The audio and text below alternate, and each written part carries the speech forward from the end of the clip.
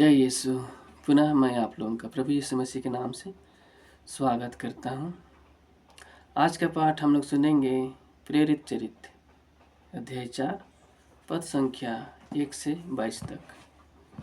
महासभा के सामने पेतरुस और यूहन्ना। पेतरुस और यूहन्ना लोगों से बोल ही रहे थे कि याजक, मंदिर आरक्षी का नायक और सदूकी उनके पास आ धमके। वे क्रुद्ध थे क्योंकि प्रेरित जनता को शिक्षा दे रहे थे और ईसा को उदाहरण देकर मृतकों के पुनरुत्थान का प्रचार कर रहे थे। संध्या हो चली थी, इसलिए उन्होंने उनको गिरफ्तार कर रात भर के लिए बंदीगृह में डाल दिया। जिन्होंने उनका प्रवचन सुना था उनमें बहुतों ने विश्वास किया। पुरुषों की संख्या अब लगभग 5000 तक पहुंच गई थी। दूसरे दिन यरूशलेम में शासकों, नेताओं और शास्त्रियों की सभा हुई। प्रधान याजक अन्नस, कैफस, यूहन्ना, सिकंदर और महायाजक वर्ग के सभी सदस्य वहां उपस्थित थे। वे पेतरुस तथा यूहन्ना को बीच में खड़ा कर इस प्रकार उनसे पूछताछ करने लगे, तुम लोगों ने किस सामर्थ्य से या किसके नाम पर यह काम किया है? पेतरुस ने पवित्र आत्मा से परिपूर्ण होकर उनसे कहा, जनता के शासकों और नेताओं, हमने एक लंगड़े मनुष्य को उपकार किया है और आज हमसे पूछताछ की जा रही है कि यह किस तरह भला चंगा हो गया है। आम लोग और इसराइल की सारी प्रजा यह जान ले कि ईसा मसीह नाजरी के नाम के सामर्थ्य से यह मनुष्य भला चंगा होकर आप लोगों के सामने खड़ा है। आप लोगों ने उन्हें क्रूस पर चढ़ा दिया, किंतु ईश्वर ने उन्हें मृतकों में से पुनर्जीवित किया। यह वही पत्थर है जिसे आप कारीगरों ने निकाल दिया था और जो कोने का पत्थर बन गया है। किसी दूसरे व्यक्ति द्वारा मुक्ति नहीं मिल सकती, क्योंकि समस्त संसार में ईसा नाम के सिवा मनुष्यों को कोई दूसरा नाम नहीं दिया गया है जिसके द्वारा हमें मुक्ति मिल सकती है। आमीन। पेतरुस और यूहन्ना का आत्मविश्वास देखकर और इन्हें अशिक्षित तथा अज्ञानी जानकर महासभा के सदस्य अचंभे में पड़ गए। फिर वे पहचान गए कि ये ईसा के साथ रह चुके हैं, किंतु स्वस्थ किए गए मनुष्य को इनके साथ खड़ा देखकर वे उत्तर में कुछ नहीं बोल सके। उन्होंने पेतरुस और यूहन्ना को सभा से बाहर जाने का आदेश दिया और यह कहते हुए आपस में परामर्श किया, हम इन लोगों के साथ क्या करें? यरूशलेम में रहने वाले सभी लोगों को यह मालूम हो गया कि इन्होंने एक अपूर्व चमत्कार दिखाया है। हम यह स्वीकार नहीं कर सकते। फिर भी जनता में इसका और अधिक प्रचार ना हो, इसलिए हम इन्हें कड़ी चेतावनी दें कि अब से ईसा के नाम पर किसी से कुछ नहीं कहोगे। उन्होंने पेतरुस तथा यूहन्ना को फिर बुला भेजा और उन्हें आदेश दिया कि वे ना तो जनता को संबोधित करें और ना ईसा का नाम लेकर शिक्षा दें। इस पर पेतरुस और यूहन्ना ने उन्हें यह उत्तर दिया, आप लोग स्वयं निर्णय करें। क्या ईश्वर की दृष्टि में यह उचित होगा कि हम ईश्वर की नहीं बल्कि आप लोगों की बात मानें? क्योंकि हमने जो देखा और सुना है उसके विषय में नहीं बोलना हमारे लिए संभव नहीं। इस पर उन्होंने पेतरुस और यूहन्ना को फिर धमकाने के बाद जाने दिया। वे नहीं समझ पा रहे थे कि उन्हें किस प्रकार दंड दिया जाए, क्योंकि इस घटना के कारण सारी जनता ईश्वर को स्तुति करती थी। उस चमत्कार के द्वारा जिस मनुष्य को स्वस्थ लाभ हुआ था उसकी उम्र 40 वर्ष से अधिक थी। यह प्रभु की वाणी है। ईश्वर को धन्यवाद। ख्रिस्त में प्यारे माता पिताओं, भाई बहनों, छोटे बच्चों, पुनः मैं स्वागत करता हूँ। और प्रस्तुत पाठ के द्वारा हमें प्रभु आज हमें बताते हैं कि किस प्रकार जब हम प्रभु के कार्य करते हैं तो लोग हमारे विरुद्ध उठ खड़े होते हैं। जिस तरह से पेतरुस और यूहन्ना ने उस लंगड़े मनुष्य को स्वस्थ लाभ प्रदान किया था, अर्थात प्रभु यीशु मसीह के नाम से उन्हें स्वस्थ लाभ मिला था, तो लोगों को, फरीसियों को, सदूकियों को, जो प्रभु पर विश्वास नहीं करते थे, श्रद्धा नहीं रखते थे, उन्हें इनका दुख हुआ और वे पेतरुस और यूहन्ना से पूछताछ करने लगे और उन्हें बंदीगृह में भी डाल दिया। उन लोगों ने उनसे पूछा कि तुम किस अधिकार से और किसके सामर्थ्य से इस मनुष्य को स्वस्थ लाभ किया है। तब पेतरुस और यूहन्ना ने उनसे कहा, हमने एक लंगड़े मनुष्य का उपकार किया है और आज हमसे पूछताछ की जा रही है कि किस तरह से यह भला चंगा हो गया है। आप लोग इसराइल की सारी प्रजा यह जान ले कि ईसा मसीह नाजरी के सामर्थ्य के से नाम से यह मनुष्य भला चंगा होकर आप लोगों के सामने खड़ा है। आप लोगों ने उन्हें क्रूस पर चढ़ा दिया था, किंतु ईश्वर ने उन्हें मृतकों में से पुनर्जीवित किया। यह वही पत्थर है जिसे आप कारीगरों ने निकाल दिया था और जो कोने का पत्थर बन गया है, क्योंकि लिखा है, किसी दूसरे व्यक्ति द्वारा मुक्ति नहीं मिल सकती, क्योंकि समस्त संसार में ईसा नाम के सिवा मनुष्यों को कोई दूसरा नाम नहीं दिया गया है जिसके द्वारा हमें मुक्ति मिल सकती है। हाँ मेरे प्यारों भाई बहनों माता पिताओं, ईसा नाम के सिवा कोई दूसरा नाम नहीं दिया गया है जिसके द्वारा मनुष्य जाति को मुक्ति मिल सके, अर्थात उस नाम की हमें महिमा आराधना स्तुति करना है। तब पेतरुस और यूहन्ना जब इस तरह से बोलने लगे तो वे लोग और उनके अंदर इतना आत्मविश्वास देखकर वे अचंभित में पड़ गए कि ये अनपढ़ और अशिक्षित लोग किस प्रकार से ये बातें कह रहे हैं। किंतु वो जो स्वस्थ किया गया था वह मनुष्य उनके साथ खड़ा था और वे पहचान गए कि ये दोनों यीशु के शिष्य रह चुके हैं। तो उन्होंने पेतरुस और यूहन्ना को सभा से बाहर जाने का आदेश दिया और वे आपस में विचार विमर्श करने लगे कि किस प्रकार हम लोग इन्हें दंड दें। आज भी इस धरती संसार में ये होता है कि जब हम प्रभु यीशु मसीह के नाम से लोगों के जीवन में भलाई करते हैं, लोगों के जीवन में उद्धार होता है, तो लोग आपसे पूछताछ करते हैं कि तुम किस सामर्थ्य से यह काम कर रहे हो। आज भी यह हमारे देश में भी होता है।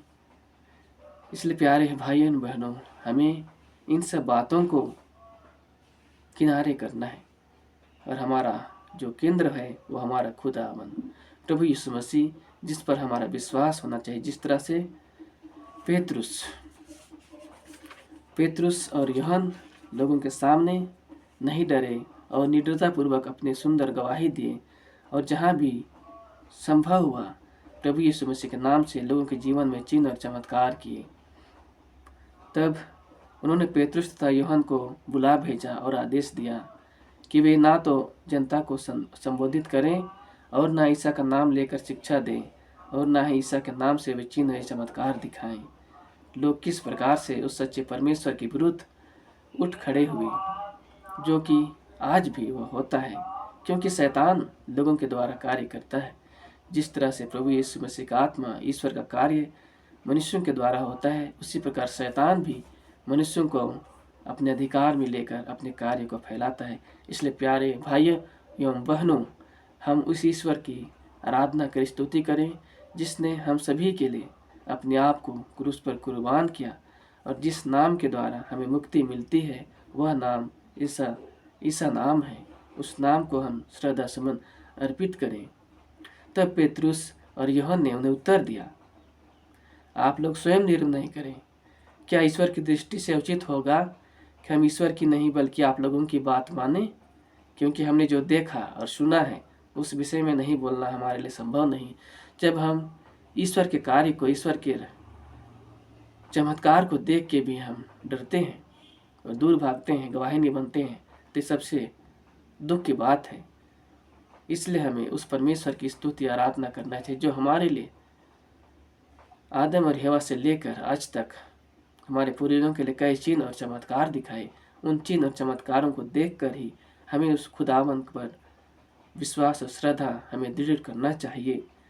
इस पर उन्होंने पेतरुस और यूहन्ना को फिर से धमकाने के बाद जाने दिया। वे नहीं समझ पा रहे थे कि उन्हें किस प्रकार दंड दिया जाए, क्योंकि उस घटना के कारण अनेक लोग प्रभु ईश्वर की स्तुति करते हुए उनके समीप आ गए और जिस मनुष्य का उन लोगों ने प्रभु यीशु मसीह के नाम से उनके जीवन में उद्धार किया था, उस लंगड़े को स्वस्थ लाभ मिला था। उस समय उस व्यक्ति की उम्र 40 वर्ष से अधिक हो गई थी। तो ख्रिस्त में प्यारे माता पिता भाई बहनों, पाठ के द्वारा प्रभु हमें अपने वचनों के अनुसार आगे बढ़ने के लिए प्रेरणा देते हैं और प्रभु अपने चिन्ह और चमत्कारों के द्वारा हमारे जीवन में उद्धार करते हैं। उन वचनों को, उन चिन्ह और चमत्कारों को देखकर हम प्रभु पर श्रद्धा रखें और उस सुंदर गवाही बने जहाँ कहीं भी प्रभु के नाम से हमें गवाही बनने का मौका मिलता है, प्रभु के वचन को बांटने का मौका मिलता है, तो हमें उन वचनों को बांटना चाहिए। ताइए हम प्रार्थना करें। हे मेरे प्रभु ईश्वर, पुनः आज के दिन के लिए प्रभु मैं धन्यवाद करता हूँ। धन्यवाद सृष्टिकर्ता परमेश्वर, हम मनुष्यों के रखवाले, हम मनुष्यों का रचयिता, पूरी धरती संसार को अपने शब्द मात्र से रचने वाला परमेश्वर, मैं तेरी स्तुति करता हूँ प्रभु। हम मनुष्यों को अपने सादृश्य बनाने वाले परमेश्वर, हम तुझे धन्यवाद देते हैं प्रभु। हमारे जीवन में चिन्ह और चमत्कार करने वाला परमेश्वर, हम तुझे धन्यवाद देते हैं मेरे परमेश्वर। हम इसलिए नहीं धन्यवाद देते कि प्रभु आप हमारे जीवन में चिन्ह चमत्कार किए, बल्कि इसलिए कि प्रभु आपने हमें मुक्ति प्रदान किया।